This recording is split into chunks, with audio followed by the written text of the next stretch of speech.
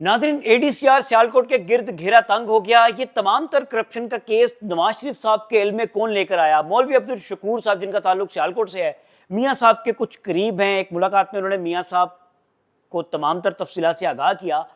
उन्होंने बड़े तरीके से ख्वाजा आसिफ साहब का नाम साइड पे कर दिया। उन्होंने कहा, ये देखें, एडीसीआर उस्मान डार का, पीटीआई का, उमर डार का बंदा है, इतने अरबों की करप्शन कर चुका है, मरियम बीबी का नाम बदनाम हो रहा है, एक्शन ले लें इसके ऊपर।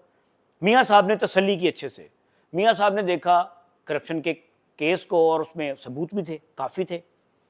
मरियम बीबी को उन्होंने कहा, मरियम बीबी ने फौरी तौर पर उसके ऊपर एक्शन लिया और उस एडीसीआर इकबाल संघेड़ा को गिरफ्तार किया, मुअत्तल किया, गिरफ्तार किया और एंटी करप्शन डिपार्टमेंट के हवाले कर दिया। 4 रोज़ा उनका जिस्मानी रिमांड चल रहा है और इब्तदाई तौर पर वो करप्शन मान गए हैं, मैंने करप्शन की है। V8 गाड़ी उन्हें मिली और एक रोलेक्स घड़ी, इसके अलावा बहुत कुछ है उनके पास। अभी वो आहिस्ता आहिस्ता बताएंगे कि ये तमाम तर चीज़ें मुझे कैसे मिली, किसके रेफरेंस से मिली, किस वजह से मिली, क्या काम करना था, ये भी आहिस्ता आहिस्ता करके चीज़ें सामने आएंगी। हाउसिंग सोसाइटी का फड्डा है ये ज़हन में रख लें। तमाम तर मामला जब ख्वाजा आसिफ साहब के जहन में, उनके इल्म में आते हैं, वो कहते हैं, मुझसे पूछे बगैर आपने मेरे हल्के में। ये मैं आपको बताता चलूँ नाज़रीन, ये इकबाल संघेड़ा कौन है? रिटर्निंग ऑफिसर था। ये साल 2024 के इलेक्शन में जो मुतनाज़ हल्का था, रेहाना डार साहिबा बामुकाबला ख्वाजा आसिफ साहब, लोगों के मेजॉरिटी के कहने के मुताबिक उस्मान डार की जो वालदा हैं रेहाना डार, वो यहाँ से जीत गई थी। तो फिर वो जो भी फॉर्म 47-45 के मामला थे वो उसके बाद देखने को मिले। जो रिटर्निंग ऑफिसर हैं इकबाल संघेड़ा, जो भी एडीसीआर हैं सियालकोट, वो ये कह रहे हैं कि फॉर्म 47 के ऊपर मेरे साइन हैं।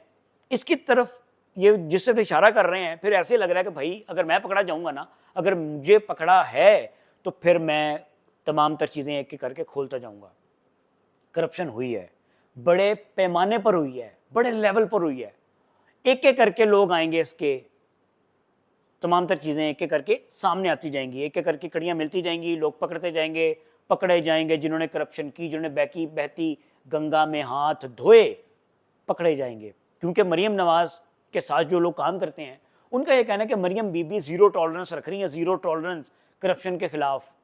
तो बज़ाहिर तो ऐसे लग रहा है कि ख्वाजा साहब जो नाराज़ हुए हैं, उनका राइट हैंड था वो एक किस्म का। ख्वाजा साहब के इल्म में लाए बगैर इतनी बड़ी रेड कर दी, पकड़ लिया, सदा दे दी, गिरफ्तारी अमल में आ गई। उसने बोलना भी शुरू कर दिया फर फर फर फर तोते की तरह। तो ख्वाजा साहब का गुस्सा तो जायज़ बनता है, क्योंकि उस शख्स ने इतनी मेहनत की ख्वाजा साहब को जिताने में मुबैना तौर पर। तो फिर ज़ाहिर बात है, जो कमाऊ पूत होता है, अगर वो पकड़ा जाए तो फिर दुख भी होता है और एक दिल में डर भी होता है कि कितने मेरा ही नाना ललवे कि भाई ये इलेक्शन जो था ये मुतनाज़ा था। ऊँट किस कर पर बैठेगा, अभी आने वाला वक्त बताएगा। अभी तो ये खेल शुरू हुआ है, बहुत से नाम अभी सामने आने बाकी हैं। एक एक करके पर्दे हटते जाएंगे, आपको नाम सामने आते जाएंगे। अपना ख्याल रखिएगा। अल्लाह हाफ़िज़।